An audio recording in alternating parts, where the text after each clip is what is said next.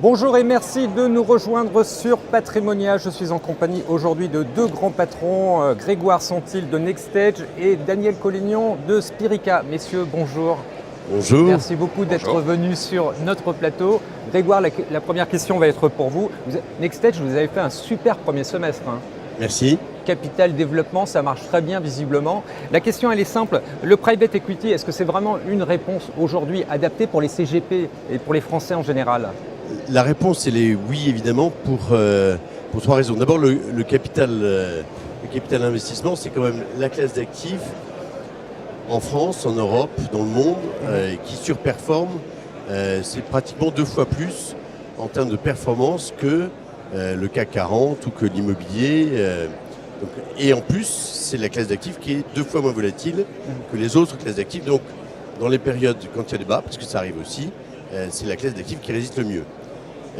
La deuxième raison, c'est qu'on est dans une situation où on sait tous qu'on a besoin d'avoir des entreprises qui investissent sur l'innovation, sur leur transformation, sur leur capacité à devenir des champions en France, en Europe comme dans le monde. Et ça se fait avec des fonds propres. Et en France, on n'a pas assez investi dans notre outil industriel depuis 40 ans, donc il y a des très belles opportunités. La troisième et la troisième, c'est que les épargnants ils ont besoin de sens. Ouais. La dernière fois qu'un épargnant s'est vu proposer par son banquier ou par un assureur d'accéder à du capital investissement, c'est pas assez fréquent encore.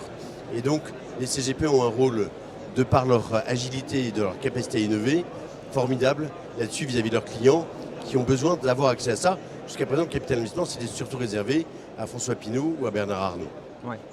Mais les entreprises aujourd'hui, les startups, mais aussi les plus grosses, ont moult solutions pour trouver du financement. Et vous avez oui, mais alors, vous présentez comme les seuls, on dirait que vous êtes la seule. Non, mais notre métier, nous, depuis 2002 d'ailleurs, depuis 16 ans, c'est pas le capital risque, c'est pas le LBO, c'est le capital développement, c'est le financement en fonds propres des entreprises de taille moyenne. Je rappelle qu'une entreprise de taille moyenne en France, c'est 46 millions d'euros de chiffre d'affaires et 180 personnes. En Allemagne, c'est 450 personnes et 108 millions d'euros de chiffre d'affaires.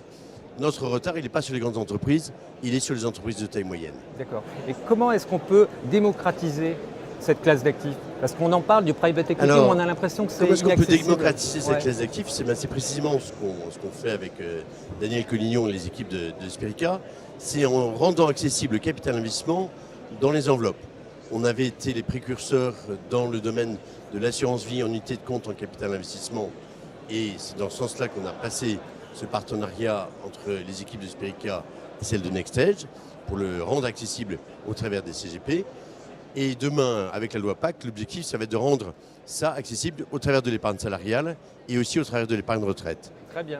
Alors Daniel, je le disais, NextEdge, super premier semestre. Et côté assurance, Spirica, comment ça va? Spirica, ça se passe bien. D'accord. On surfe sur la conformité pour apporter des solutions. Et alors, vous avez fait affaire avec NextEdge. Vous avez pris leur fameux fonds, le NextEdge Croissance.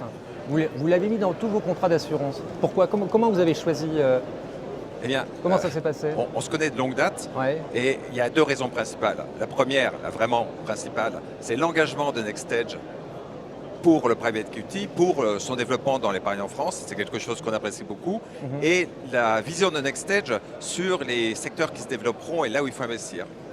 La deuxième raison qui est plus prosaïque, c'est l'originalité du montage, une unité de compte qui est construite sur une action cotée et à laquelle on peut accéder en continu. D'accord. Et alors, ce qui m'a étonné aussi, c'est que dans vos contrats d'assurance vie, vous en avez plusieurs des fonds de private equity. En règle générale, tous les assureurs n'en prennent que un, c'est vraiment la tête de gondole. Vous avez vraiment pris un risque à le faire sur différentes UC, c'est marrant ça. C'est vrai, on a voulu se différencier. On considère vraiment que le private equity est un élément essentiel dans l'épargne des Français. Et par rapport à ça, on s'est dit que là où les autres proposaient une seule solution, on avait l'ambition de proposer toutes les solutions. Parce qu'un client n'aura pas forcément les mêmes objectifs en termes de duration, par exemple. Certains sont plus courts, d'autres sont plus longs. Et même, simplement, tu parlais tout à l'heure de la visibilité et du sens de l'épargne. Et le sens, ce ne sera pas forcément le même pour les uns et les autres. Donc, offrir toute la palette, ça permet enfin de diversifier et d'avoir une approche qui est attrayante pour les clients. Est-ce qu'il y a de l'appétit? Est-ce que les clients vraiment s'intéressent à ça? Alors je pense que l'appétit... Chez vous, c'est important de...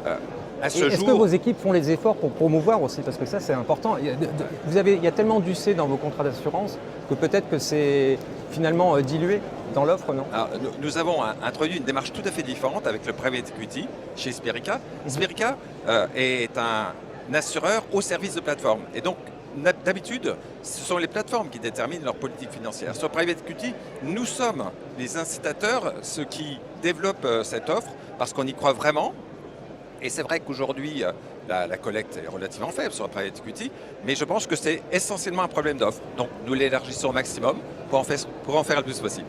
Alors Grégoire, c'était important d'être chez Spirica, vous n'aviez pas le choix, vous auriez pu aller chez un AXA ou un gros? Alors, c'est important d'être chez Spirica pourquoi? D'abord, comme Daniel l'a rappelé, on se connaît très bien Ouais. et ça compte pour réussir un partenariat. Mhm. Deuxième point, Spirica, c'est une solution qui est très appréciée par les CGP. Et comme nous, on travaille beaucoup avec les CGP, être dans l'offre de Spirica, c'est important. Il y a une troisième raison, c'est qu'il n'y a pas que Nextage qui innove, il y a aussi Spirica et le jeune et sémillant Daniel Collignon. Et nous, on aime bien travailler avec les meilleurs sur le marché. Messieurs, merci beaucoup. Merci. Merci.